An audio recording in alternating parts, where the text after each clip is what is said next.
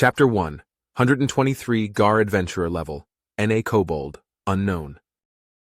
I leaned on the lip of the wall, squinting to try to see the demons in the distance. The scouts had come back with a bunch of scary stories, but it was hard to believe any of them without seeing it for myself. They said that some demons had too many arms and legs and that others looked kind of like boogers. They also said that the demons were torturing people. Lord hadn't liked that one bit. But instead of sending us to attack the demons, he had us guard the wall. That didn't really make sense to me. But maybe he's just so smart that it's impossible for one such as I to guess what he's thinking. I sighed and looked at the wicker basket next to me. It held a bunch of throwing spears that I could use against the demons. Next to it was my normal spear, for when I ran out of the throwing ones. The throwing spears reminded me of when I would go fishing back at the marsh. I was better at hunting, but fishing with everyone was always fun. It also meant boiled fish, which was my favorite meal as a hatchling. Our home was kind of weird, though. We had two elders, Keen and Abby. Abby was very traditional, but Keen was a lot like Lord Samith, a talky-thinky kobold. He'd done his best to turn me into one, too. Made me learn to read and write, a secret which I've managed to keep from the Lord. Reading was pretty easy, and since my hands have always been steady, my writing was better than most. When Keen first saw my writing, he got really excited and started talking about writing a book about kobolds. That caught me off guard, and at first all I could do was watch him rant in absolute terror. Thankfully, Abby pointed out that nobody would want to read a book like that, which was a really good point. Another good point was that we didn't have any blank books, because when you try to wash the ink off of a book, its pages melt. We also didn't know how to make blank books. Abby, who might have been my dad, had really saved my tail that day. Almost made up for how much of a cloaca he was every other day. "Hey, your name is Gar, right?" the elf to my left asked, interrupting my thoughts of home. "Yep," I replied. "How come you're so much bigger than the other kobolds?" "'Cause I'm not a kobold. I'm a bakobold." "Oh? What's the difference?" "I'm bigger." I knew what he meant. Unlike the Lord, though, I didn't much like hanging out and chatting with elves, dwarves, gnomes, and whatever else. I'd heard a lot of scary stories about what happens when they find kobold homes and start sending adventurers, so being around them made my scales itch. Even though we trade shinies and goodies, we'd never really be able to understand one another. My mama had wanted to be a mama since she was just a hatchling, but her and her mate couldn't get her eggs fertilized. Then he died and she got a new mate, but they had the same problem. He died too, and my mama took it really hard. When she stopped coming out of her nest, everyone got worried for her. Then she stopped eating and drinking, and everybody tried to cheer her up. All they could do, though, was get her to tell them why she was so sad. The females felt really, really bad for her, so they came up with a plan. They made a deal with her that the next time she felt the heat, every male that could mate would try to fertilize her eggs. The males didn't like the plan much, but they still agreed to it because trying to argue with a female kobold about babies is like slowly cutting off your own feet with a dull blade. My mama agreed with the plan, thinking that she could just off herself if it didn't work. Thankfully for us both, her eggs became fertilized and she had me. She was a little surprised that I was a bakobold, but she loved me all the same. To kobolds and bakobolds, the story of my mama is a story about a community coming together to support their weakest member and help her realize a lifelong dream. It can even make the strongest of us weep. When I told the members of the Western Wasters that story, though, all I got was weird looks. The one called Rebus had even laughed. "Only kobolds can understand kobolds." "Well, I know you're bigger." The elf gave me a perplexed look. "I meant what—" A loud horn interrupted the elf. Then another joined it. A quick glance around me confirmed that we didn't have horns, and a grin crept onto my face. It was time for killin'. "Well, I guess we have to hold that thought," the elf said as he picked up his bow. "It would seem that the demons are coming." "You can drop the thought," I replied, my grin fading a little. "Best to just think about killing the demons." Sure." I stole a quick glance behind me and lost the rest of my grin. Lord Samith was next to the mayor and glaring in my direction. He was still pretty mad at me. When the Lord and the mayor were going over the battle plans, the mayor had pointed out that the dwarves would best be left on the ground. The wall wasn't that tall for someone like me, but it was tall enough for a dwarf or gnome to get seriously injured if they fell off. He also pointed out that the fear of heights is pretty common amongst dwarves. So the Lord and the mayor agreed that the elves, orcs, and bakobolds should be the ones on top of the wall. It was easier for us to see over the lip, and we could just jump off if we needed to. Once the Lord mentioned bakobolds on top of the wall, though, I had demanded a spot. I quickly listed off a bunch of justifications, none of which he could really argue against. I pointed out that he wouldn't need me to guard him because he'd be in the back. I'm stronger and faster than a lot of the bakobolds, so being at the front only made sense, and that I was one of the best spear-wielding bakobolds that we'd ever had. That last justification had been his own words thrown back at him, and he really didn't like that. "You's better not have's the odd city to die in this fight, Gar," he had hissed.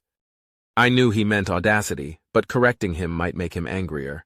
Plus, it might reveal how smart I am. If the Lil Lord found out I could read and write, I would have to say farewell to my nice and cushy guard job. When I first moved to the dungeon, I had wanted to be a hunter. Bakobolds, myself included, love killing things. So naturally, every other bakobold wanted to be a hunter, too. Lil Lord Simith had suggested testing who would be the best fit with a series of one-on-one fights. I went all out and won, thinking that the strongest would be chosen as hunters. Unfortunately, the Lil Lord was cleverer than I had thought him to be. He chose the 6 strongest of us to be guards. I was upset at first, because guarding doesn't involve a lot of killing. But the job quickly grew on me. I always get to have my spear, and most of what I do is pretty easy. Plus, most of the animals and monsters around the dungeon turned out to be super weak, so that job's mostly labor. But I don't gotta do hard labor, and I don't really gotta think either. It's wonderful. But if the Lil Lord knew how smart I was, that would change. He'd rather have a writer than a warrior. He might even buy a blank book and actually make me write a book for him. I shuddered at the thought of such a terrible fate as the demons finally came into view. "Don't be nervous," the elf said. "They may look pretty disgusting, but they die just like everybody else." I looked at the elf with exasperation. Somehow, he'd managed to misconstrue nearly every word and gesture I'd made so far. He was a little shorter than me, but still pretty tall for an elf. His short blonde hair and firm jaw allowed him an air of confidence, which had probably got him pretty far in life, given how stupid he was. "Oh, right, I know your name, but didn't give you mine," he laughed. "I'm Balin. Nice to meet you." "Yeah," I said, stunned that he had done it again. "Nice to meet you too, I guess." "Hey, Gar," the bakobold on my right, Mayor, said. "I bet you I can hit one of the demons from here." Being surrounded by stupidity wasn't exactly new to me, but it still made me sigh. "Even if you can hit them from here, there's no way you can tell where you're gonna hit them," I replied. "It's better to hit them in a spot that's gonna kill them. Don't waste the spear." "Fa, you're no fun." "Correct. I'm a bakobold, not a fun. Good of you to notice." We chuckled at our little joke as the demons continued to get closer. "Archers, draw," someone behind us shouted. The sound of several bows having their tension increased sent a small shiver down my spine. "Loose!" A volley of arrows leapt from our position and soared toward the demons. Several of the demons sprouted shafts, indicating that the arrows had found their mark. Most of those demons kept marching, though. "Archers, fire at will! Spears, draw!" The voice was very commanding. Definitely not the Lil Lord, who didn't really like to shout. As I picked up a spear, I glanced behind me to see who was giving the orders. To my surprise, it was the little dwarven mayor. "Huh," I said to myself as I readied my aim. "How his little body make such a big voice?" Mayor asked. "Dunno. Maybe dwarves are weird." "Throw!" the mayor shouted. I threw my spear and watched as it sailed toward the horde of demons. I had aimed for a demon at the front of the horde with 3 arms and 4 legs, and my spear hit its head hard enough to separate it from its shoulders. I grinned as the headless corpse tumbled to the ground and began being trampled. "I hit my target," I said to Mayor. "I missed," he sighed. "See? You'd have lost the bet." "Spears, fire at will," the mayor shouted. I picked up another spear and chucked it, downing another demon. As I leaned down to pick up another spear, though, something buzzed over my head. I crouched behind the lip in the wall just as I heard something hit the ground behind us. I glanced at Balin, only to realize that he wasn't there anymore. I looked over the edge of the wall and saw him lying in a pool of blood with an arrow between his eyes. The sight of his corpse made me feel a lot of confusing emotions, but Meyer's hiss kept them from overwhelming me. "Fuckers have arrows," he said, yanking one out of his left shoulder. "Yeah," I replied hesitantly, then shook off the shock. "Well, whatever. Still gotta kill him." "Yep." I popped up and threw my spear as quickly as I could, then ducked back down. Then I grabbed another spear and took a step to my left. As I popped up to throw the new spear, an arrow flew through the air I had been standing in. Meyer watched me and followed my example. We threw spear after spear, but the demons continued to get closer and closer. Then, they suddenly began sprinting toward us. They slammed into the wall and began to clamber onto one another.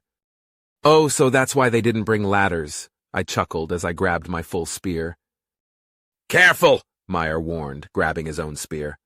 "They've still got our—" The soft gurgle that interrupted him, and the thudding sound of a body landing next to me, should have been enough to figure out what happened. But I couldn't help but look. Sure enough, Meyer was laying on the wall next to me with an arrow stuck straight through his throat. He wasn't quite dead, but it was inevitable. His hands were by his sides instead of gripping the arrow in his neck, which meant that he probably couldn't move them. The only thing he could move was his eyes, and I couldn't tell if they were asking me to try to help him or to finish him off. With a shout of anger and frustration, I chose neither of those stupid options and instead turned my attention back to the demons. My spear went to work, stabbing their poorly constructed bodies and disrupting their attempts to climb. I began to move left and right to cover the spots left vacant by Mare and Balin, stepping over Mare to do so. There were too many demons, though, and before long I was fighting them on top of the wall. The fun of the fight drove the sadness of Meyer's death and my uncertain feelings about Balin's death to the back of my mind. "Fall back!" I grabbed a few of the throwing spears and leapt from the wall. Once I got my footing, I threw the spears into the demons. One of them leapt after me, but I caught him with my big spear. "Gar! Over here!" I pulled my spear out of the demon and looked over my shoulder. Lord Simeth and a group of kobolds were fighting off a group of demons. I looked around to get my bearings and realized that the wall had been overrun in multiple areas. I ran to the Lord and used my spear to force the demons to give him space. Simeth didn't look as tired as I expected him to, though. He looked scrappy and happy, as Abby would say. It finally clicked that Lord Simeth was a lot younger than me. It was hard to tell day by day because of how much his role weighed on him, but once he shed the weight of that role, it was easy to see just how young he was. He must have just reached fertilization age. I jabbed at a demon to keep it at bay, and Simeth sprinted beneath my spear to stab the demon in the gut. He wrenched his blade free with a flourish and leapt back to safety. The demon fell to the ground and my jaw nearly followed. "Where'd you learn that?" I asked. "What you mean?" "That's just how to sword," he replied. "Stab that one." I stabbed the demon he indicated, and he finished it off. It worked pretty well, so we did it again and again and again. The other kobolds and bay-kobolds were having their own little skirmishes around us, but holding their own well enough that we could ignore them. Then a massive crash shook the ground beneath our feet. The gate had been nailed shut to make it harder for the demons to get into the town, but it had finally given way. The sound made the demons shrink back from us, and we took full advantage of that to get some more kills.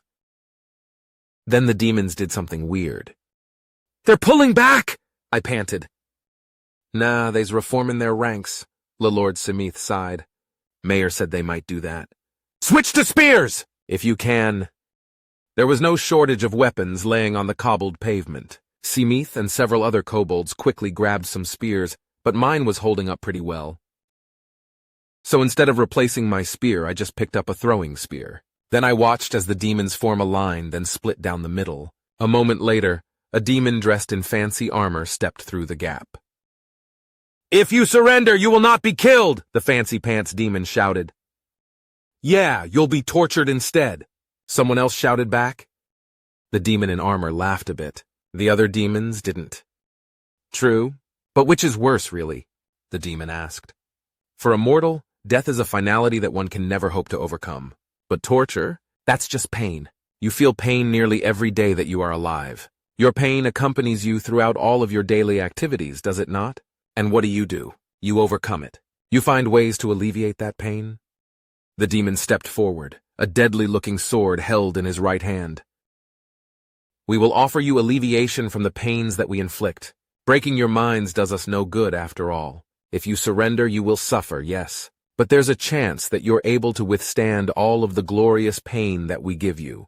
There's also a chance that you may prove yourself useful enough to serve us in ways that don't involve pain. We won't even have to destroy your homes, so there is even a chance that you'll be rescued by others of your ilk, then freed to return to the lives you've grown accustomed to." "Don't listen to him!" someone shouted. "But there's no chance of any of that if you're dead," the demon shouted in response. "The smart thing to do would be to I threw the spear before he could finish spouting his poisonous words. "Kobolds don't do smart things," I shouted. The spear was aimed at his throat, but he caught it with his left hand and crushed the handle. "Oh shit," I whispered. "Fine," the demon said, turning away from us. "Kill the kobolds and any else who try to fight you." I felt a bit of relief because it was obvious that this demon was a lot stronger than the others. There were still many of them, but if we could kill enough of them, they might run away. But if that demon got involved, we would probably die. "Kill us yourself, coward!" Lord Samith shouted. The demon stopped, held up his hand, and turned back to us. "I didn't say that we do stupid things, Lord," I muttered. "Shut up!" he replied as the demon began to approach us. I stepped between Samith and the demon and drove my spear forward. In a flash, my spearhead was missing. I stepped back in shock, then growled and swung my new stick at his head. Instead of hitting him, though, he hit me. I barely registered that I had been sent flying before everything started getting dark. Hitting the ground woke me back up a bit, and I struggled to get to my feet. But all I could do was lift myself up with my arms. The head of one of the other kobolds landed in front of me, and I frantically tried to see what was happening with Samith. The demon was preparing to cut him down. "Lord!" I shouted. Then the biggest orc I've ever seen got between them and blocked the demon's swing.